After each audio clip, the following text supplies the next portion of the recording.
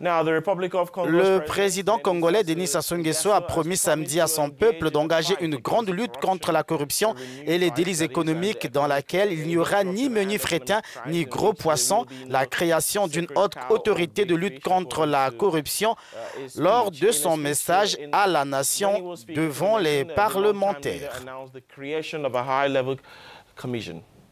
Effectivement, Jerry, cette lutte contre la corruption est attendue par le Fonds monétaire international qui hésite à apporter son soutien à ce pays sans réelle garantie. Nous allons évoquer ce sujet avec Clément Mirassa, président du Parti social-démocrate congolais. Merci. Le président Sassou a annoncé la mise sur pied d'une autorité de lutte contre la corruption. Les réactions ne se sont pas faites attendre. Un organe de plus. Quelle est votre appréciation? Je crois que depuis 2002, on tourne en rond. Il y a des mesures qui sont envisagées, des déclarations politiques sont faites pour dire que la corruption, c'est le cancer de l'économie. C'est un grand obstacle au développement, mais on n'arrive pas concrètement à prendre des mesures. Regardez, depuis que le Fonds monétaire est arrivé en décembre 2017 et a recommandé des réformes immédiates et fortes, dont la lutte contre la corruption, on n'a pratiquement pas avancé. Alors je suis très dubitatif. Mais je souhaite, puisque le président de la République a annoncé qu'il va se lancer dans cette lutte et qu'il n'y aura ni gros ni petits frétins, alors je souhaite que vraiment les Congolais soient édifiés parce qu'il y a beaucoup de dossiers qui sont en suspens. Il y a le dossier, par exemple, du Fonds de soutien à l'agriculture. Il y a le dossier d'importantes sommes qui ont été débloquées pour le ministère de l'Agriculture. Il y a ce que nous avons toujours recommandé, l'audit des grands travaux.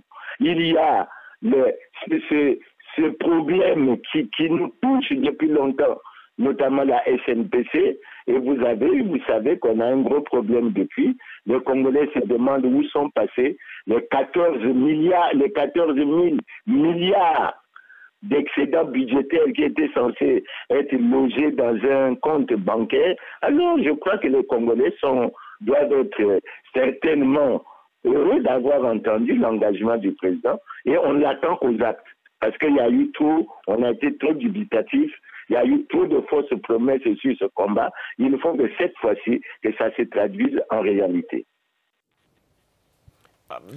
La réalité dont vous parlez, ce serait quoi? Lorsqu'on prend le fonds de soutien de l'agriculture, l'enquête a déjà été bien menée, bouclée semble-t-il à un niveau, au niveau de la Direction générale de la surveillance du territoire, qui avait déjà donné le délai du 30 avril et passé ce délai. Les responsables ou les personnes incriminées devaient être présentées devant le parquet et depuis on n'a vu personne, absolument personne. Nous avons également suivi la centaine de milliards qui a été débloquée pour l'agriculture, pour laquelle des personnes ont été, semble-t-il, entendues et pour laquelle il n'y a pas eu de suite. Et nous avons, je crois que quand on suit les médias, dans le domaine pétrolier, avec tout ce qu'on connaît en termes de crise au Congo, il y a beaucoup de situations. Vous savez même que la structure de lutte contre la corruption qui était là a épinglé plusieurs dossiers dans lesquels plusieurs ministres du gouvernement sont impliqués. Ça a été dit lors des conférences de presse, etc. Les Congolais veulent que ces dossiers soient suivis de fait. Vous notez donc un certain immobilisme concernant cette question. À quoi cela est-il dû? Exactement. Pour moi, il y a un manque manifeste de volonté politique.